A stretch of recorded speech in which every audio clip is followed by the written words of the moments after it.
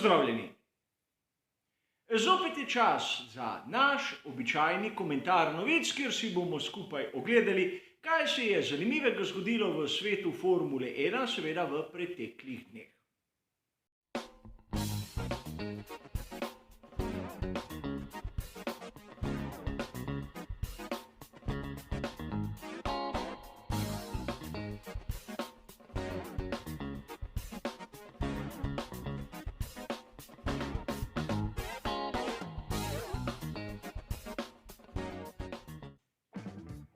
Tudi tokrat 4 različni sklopi novic in kot običajno boste vse bližnjice do citiranih člankov dobili v opisu, kolikor koga izmed vas zanima, kaj je pisalo v originalu.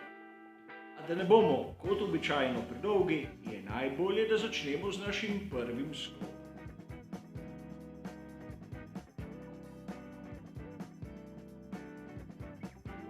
Na samem začetku se bomo ustavili v članku, ki sem ga zasledil na spletni strani The Race 15.7. V njem nam Gary Anderson razlaga, kaj mislijo pri FIA narediti za odpravo tako osovraženega skakljanja. In po mojem osebnem mnenju Gary Anderson ne rabi neke posebne predstavitve. Mnogim navdušencem je znan kot dolgoletni tehnični direktor pri ekipi Jordan, ampak tudi po tem njegovem obdobju smo ga lahko zasledili v marsikaterem viru, ki se ukvarja s Formulo 1. In tokrat nam v tem članku podrobno in dokaj enostavno razloži, kaj mislijo pri FIA narediti in kje je srž problema. In verjeli ali ne, za odpravo skakljanja poenostavljeno bo potrebno samo dvigniti razdaljo med samo asfaltno površino in dnom bolida. Seveda, tu je treba upoštevati različne kategorije, kar se tiče samega dna, upogibanja in še dodatnih zadev, ampak osnova je ta. Seveda, z dvigom dna se izgubi tudi določeni odstotek talnega efekta. In zato ekipe vztrajajo pri takih nastavitvah, ki povzročijo skakljanje, ampak po drugi strani omogočajo seveda aerodinamični oprijem. To še ni tako zanimivo, zanimivo je nekaj drugega. Na začetku te zgodbe, ko smo komaj nekako začeli spoznavati skakljanje, sem v prispevku govoril o možnih rešitvah. In najbolj enostavna je bila tista, ki je velevala, da se poveča razdaljo med asfaltom in dnom. Seveda, ta moj predlog ni bil tako razdelan kot tisti, ki ga je sedaj podal Gary Anderson v svoji razlagi. Ampak treba je tudi upoštevati, da je on znani inženir z dolgoletnimi izkušnjami iz Formule 1, sam kaj takega niti približno niso. A zopet dokaz, da lahko tudi mi, navadni navdušenci, brez kakega posebnega predznanja pridemo do določenih zaključkov. Potrebno je samo razumeti, zakaj pri določenem pojavu gre.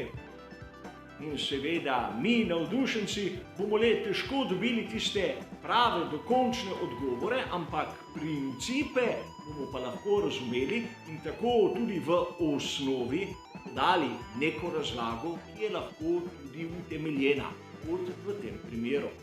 A pojdimo raje naprej.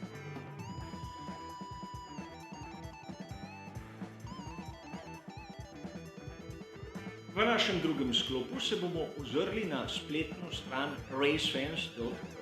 17.7. smo lahko zasledili članek, ki govori o tem, če bi bilo smotrno dovoliti tako imenovane bugle. Videli smo na veliki nagradi Avstrije, kaj se je dogajalo. In seveda, to je nek odraz drugačne športne kulture, kot smo jo vajeni v Formuli 1. Sicer vozniki na sami progi so dejali, da tisti dim jih ni preveč motil, ampak vprašanje je, kaj lahko pričakujemo v prihodnosti. Nekaterim je tako obnašanje všeč, drugim ne. In sedaj je treba razumeti, kaj sploh pomeni športna kultura. Namreč kultura kot taka ni nič drugega kot naše obnašanje. Kako izražamo vsa svoja čustva in seveda razmišljanja. Bakle same po sebi niso nič krive. Problem je samo lahko v načinu, kako se jih uporablja. In treba je razumeti, da v svetu motošporta razne navijače mnogokrat prevzame navdušenje. Namreč to, da se po končani dirki gre na progo, je del kulture motošporta. Seveda v današnjem času je to redkost, ampak v preteklosti je bilo to v bistvu obvezno. Zato po svoje ta vdor neke navade iz drugih kategorij motošporta ni nič kaj takega. Kljub vsemu, meni osebno je nekaj nerazumljivega. Razumem, da si navijači in tudi kak navdušenec dajo luška po končani dirki, ko favorit zmaga. A videli smo v Avstriji, da so to dimno zaveso neki navijači začeli razpletati v formacijskem krogu, ko se v bistvu še nič ni pričelo. In kaj so hoteli s tem povedati, meni osebno ni jasno. Mogoče so hoteli nam, gledalcem na televizijskih zaslonih, poudariti, da oni so tam. Kakšno vezo ima to z dirko Formule 1, mi še danes ni jasno. In seveda, treba je razumeti, da kultura iz drugih kategorij športa nekako težko pride v, naprimer, Formulo 1. Treba je razumeti, da je tu pomešana velika množica navdušencev in navijačev različnih kultur, različnih držav, podpornikov različnih ekip in konec koncev voznikov.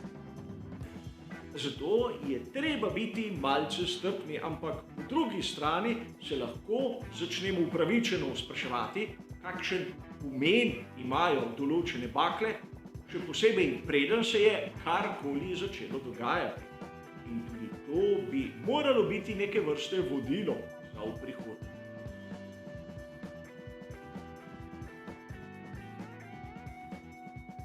O poizkusih ekip za dvig omejitve proračuna smo govorili že kar nekajkrat tudi na tem kanalu. A prišlo je do neke vrste sprejemljivega dogovora. O tem smo lahko brali na spletni strani motosport.com 18. septembra. Ekipe so dosegle nek dogovor, seveda z Liberty Medio in FIA. Gre v principu za dvig 3,1% tiste osnovne omejitve, ki je nam, navdušencem, znana kot $140 milijonov. Seveda gre za indeks, ki je nekako postavljen na svetovno prvenstvo dolgo 21 dirk. Dirka več ali manj pomeni seveda spremembo $1,200,000.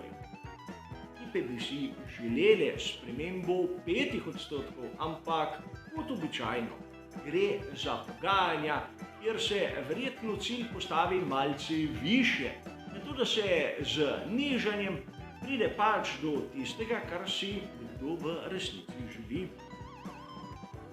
In če malce pogledamo, da dvig 3,1% poleg svetovnega prvenstva dolgega 22 dirk pomeni, da bo zgornja meja postavljena približno na $140,5 milijonov. Poleg tega so izpogojevali še eno spremembo, dvig 5% postavke, ki se dotika samega materiala. In seveda pomeni, da bo letos zgornja meja, kar se tiče proračuna, postavljena na $152,7 milijona. Moralo zadovoljiti tiste najbogatejše in najmočnejše ekipe. In tu predvsem govorimo o Scuderii Ferrari, o tovarniški ekipi Mercedes in seveda o Red Bullu. Tiste manjše ekipe seveda bodo porabile manj in zaradi tega nimajo nobenih težav, kar se tiče sploh zgornje omejitve proračuna. Pomembno je nekaj drugega. Finančni pravilnik FIE veleva, da ukolikor bi katera izmed ekip kršila ta pravilnik, je mogoče uporabiti finančne ali pa tudi športne kazni. Finančna kazen kot taka lahko pomeni po eni strani globo, kar smo letos tudi že videli, ampak po drugi strani lahko pomeni tudi nižji proračun v naslednji ali naslednjih sezonah. Ampak to po svoje je še spremenljivo. Težave so, ko pride do športnih kazni, ko bi lahko bila katera izmed ekip izključena. In v Formuli 1 to ni v ne vem kakšnih navadah, da bi videli spremembe po končanem prvenstvu.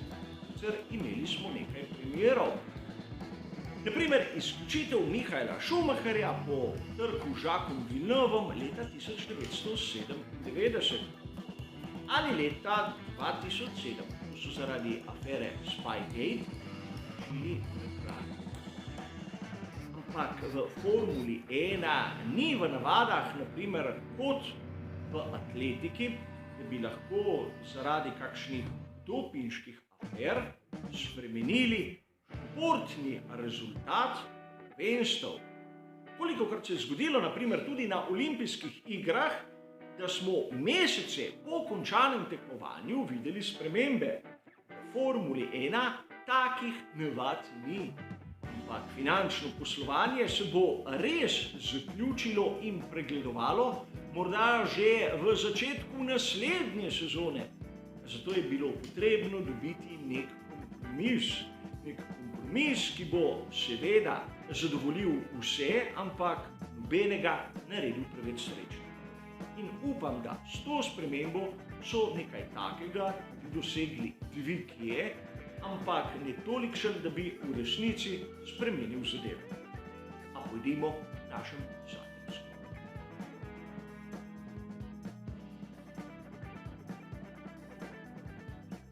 V zadnjem delu se bomo pa ustavili pri veliki nagradi Francije. Pred nami bo ta vikend verjetno zadnja dirka na znani dolgi Paul Ricard. In na italijanski spletni strani Autosprint smo lahko 19.7. prebrali, zakaj ni delovalo, zakaj ta dirka ni osvojila seveda množico gledalcev, da bi lahko to prizorišče ostalo na koledarju Formule 1. In odgovor je enostaven.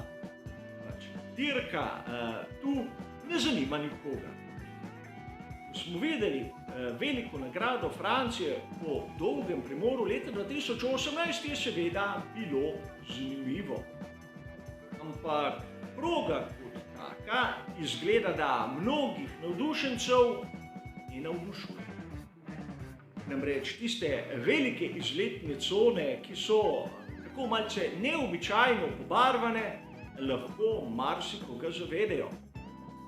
Namreč proga tu v Le Castelleju je primarno namenjena testiranju, zato rabi tiste izletne cone, kjer marsikdaj voznik brez škode zapelje iz proge in se nato vrne nazaj. Kajti testiranje je pravzaprav namenjeno delanju napak. Prav, proga ima kar nekaj zanimivih točk. Primer, ravnino Mistral je dolga 1800 metrov, seveda v današnji postavitvi na sredini prekinjena šikano, ampak tisti ovinek Sins takoj za to ravnino je ena izmed znamenitih točk, ki jo marsikdaj lahko tudi navdušenec preklene.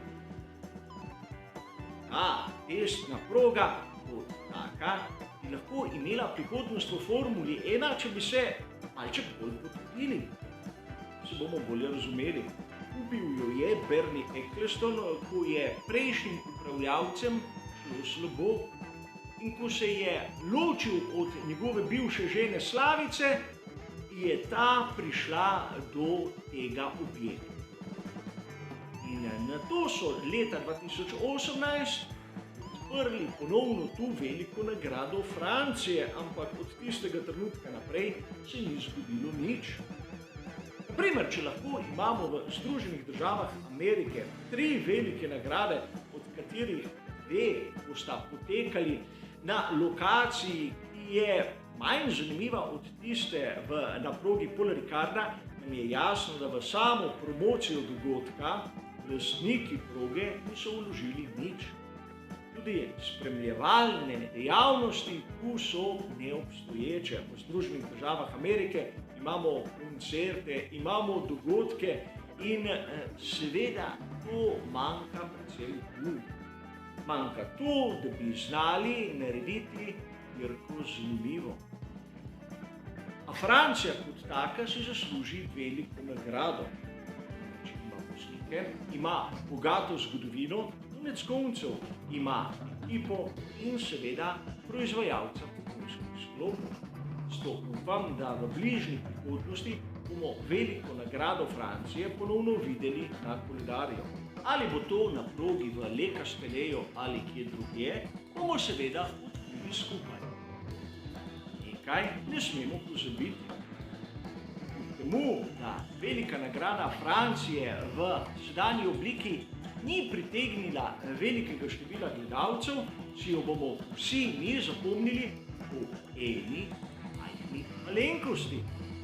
Namreč po znamenitih, značilnih pokalih, ki so nekaterim všeč in drugim manj všeč. Govorim o nagradah, ki posnemajo stvaritve znanega kiparja Ulinskega. So seveda nekaj posebnega in takoj, ko jih vidimo, prepoznamo seveda pokal iz te velike nagrade. Če ne za drugega, vsaj to bo ostalo nekako zapisano v spominu navdušencev. In seveda tako tudi zaključujemo tokratni 29. komentar novic iz sveta Formule 1. Hvala za vašo pozornost in seveda nasvidenje.